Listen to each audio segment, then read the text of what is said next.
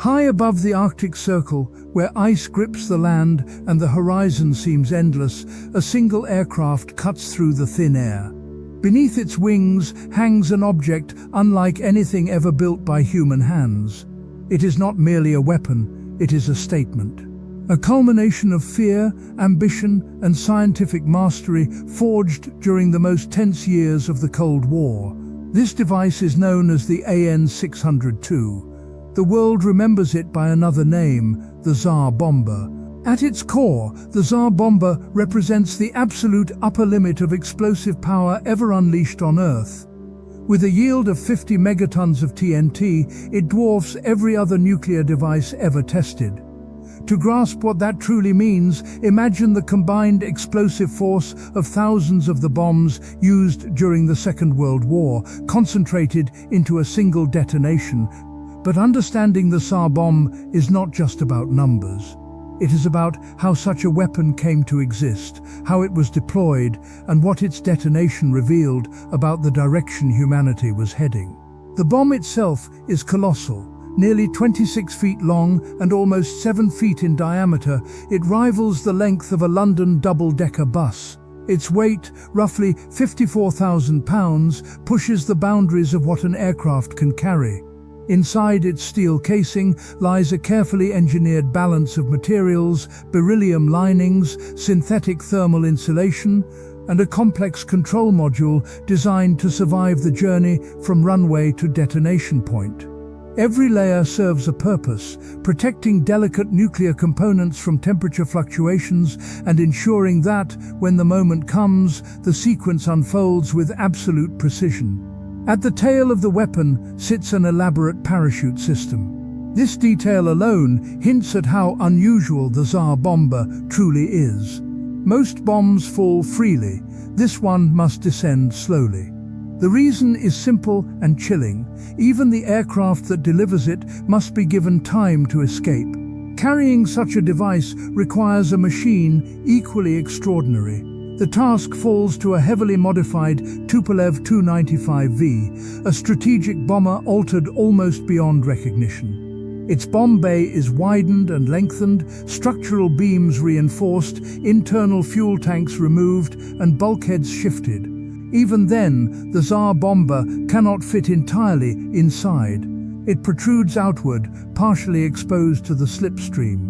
Defensive machine guns are removed, replaced with sensors designed not for combat but for measurement tools to record the thermal pulse and shockwave of the coming explosion. The aircraft's exterior is coated in a special white reflective paint intended to deflect as much thermal radiation as possible.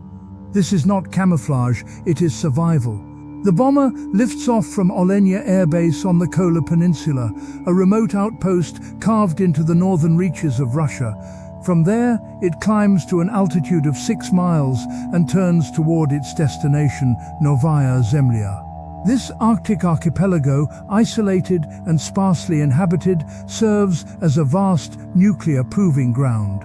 Officially designated State Test Site Number 6, it spans tens of thousands of square miles of land and sea, chosen precisely because there is little nearby to destroy.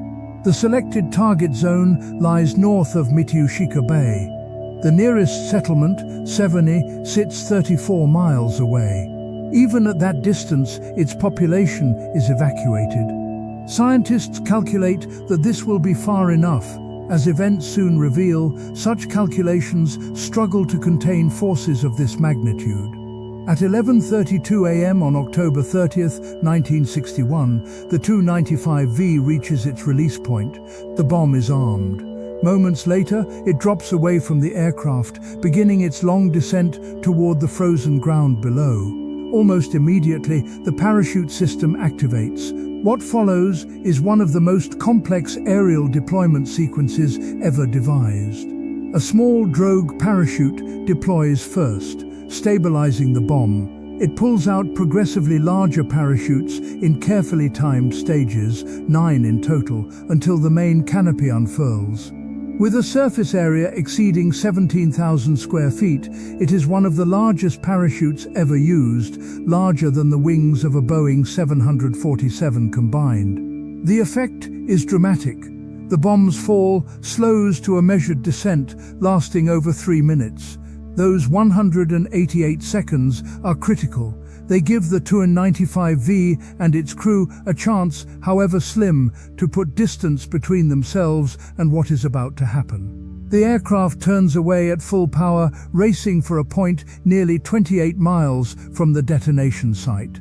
As the bomb descends, its internal systems awaken. The target detonation altitude is set at 13,000 feet above the ground, a height calculated to maximize destructive power while minimizing radioactive fallout. A radio altimeter sends signals downward, measuring the distance to the surface below. Barometric sensors provide a second layer of verification. Only when both systems agree do the bomb's safety mechanisms disengage. Inside the Tsar Bomba, the process now becomes purely physical, governed by the laws of nuclear science. The weapon is a hydrogen bomb, built around a staged design. At its heart lie 2 primary fission charges, one at the front, one at the rear. Each consists of a plutonium core surrounded by high-performance explosives, likely a mixture known as octol. These explosives are wired to detonators connected through gas-filled spark gaps and high-voltage capacitors. Timing here is everything. When triggered, the detonators fire within 1/10 of a microsecond of one another. In that span of time, light travels less than 100 feet. This near-perfect simultaneity creates a symmetrical implosion, compressing the plutonium cores until they become supercritical. The fission reaction begins instantly. Plutonium atoms split, releasing energy and a torrent of neutrons that trigger further splits in a runaway chain reaction. The beryllium casing surrounding the core reflects escaping neutrons back inward, increasing efficiency and amplifying the blast. Temperatures soar to over 100 million degrees Celsius, several times hotter than the core of the Sun. This immense heat produces a flood of gamma rays and X-rays, which surge outward into the bomb's secondary stage. Here lies the true power of the Tsar Bomba. The secondary stage contains lithium deuteride, a compound that serves as fusion fuel, encased within a cylindrical tamper. At the center runs a plutonium rod. The radiation from the primary stage compresses this assembly and bombards it with neutrons. The plutonium rod becomes supercritical, adding yet more neutrons to the environment. Lithium deuteride absorbs these neutrons and produces tritium, a radioactive form of hydrogen. Under the extreme pressure and temperature now present, deuterium and tritium nuclei overcome their natural repulsion and fuse together, forming helium and releasing staggering amounts of energy. This fusion reaction is what drives the bomb's megaton-scale yield. Originally, the Tsar Bomba is designed to be even more powerful. Its outer casing is meant to be made of depleted uranium, which would undergo additional fission, doubling the yield to 100 megatons. But lead physicist Andrei Sakharov orders a crucial change. The uranium is replaced with lead. The result is a 50 megaton explosion, still unmatched, but with radioactive fallout reduced by nearly 97%. By megaton yield, it becomes the cleanest nuclear weapon ever detonated. All of this unfolds in less than a microsecond. What observers see begins with light. An intense, blinding flash floods the Arctic sky, brighter than the sun at noon and visible hundreds of miles away. The light persists, searing itself into memory, lasting longer than any nuclear flash witnessed before. Then comes the fireball. It expands with terrifying speed, growing to nearly 5 miles in diameter. It descends toward the ground, threatening to make contact. At the last moment, the shockwave reflected from the surface collides with the expanding sphere, flattening its underside and preventing ground contact. Had the fireball touched the Earth, radioactive fallout would have been vastly greater. The fireball rises, transforming into a colossal mushroom cloud. It climbs beyond the stratosphere, reaching heights between 40 and 42 miles, 7 times the height of Mount Everest. At its peak, the cloud spreads outward nearly 60 miles across, while its base churns 25 miles wide. The explosion sends shockwaves through the ground, equivalent to a magnitude 5 earthquake. The blast wave circles the Earth multiple times.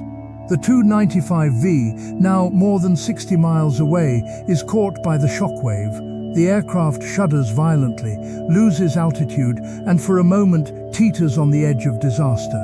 Control is regained. The crew survives. The white paint on the fuselage is scorched and blistered, but the bomber returns home. On the ground, the effects are absolute. The rocky surface of Novaya Zemlya is flattened and fused, described as a blackened lake of melted earth stretching kilometers across.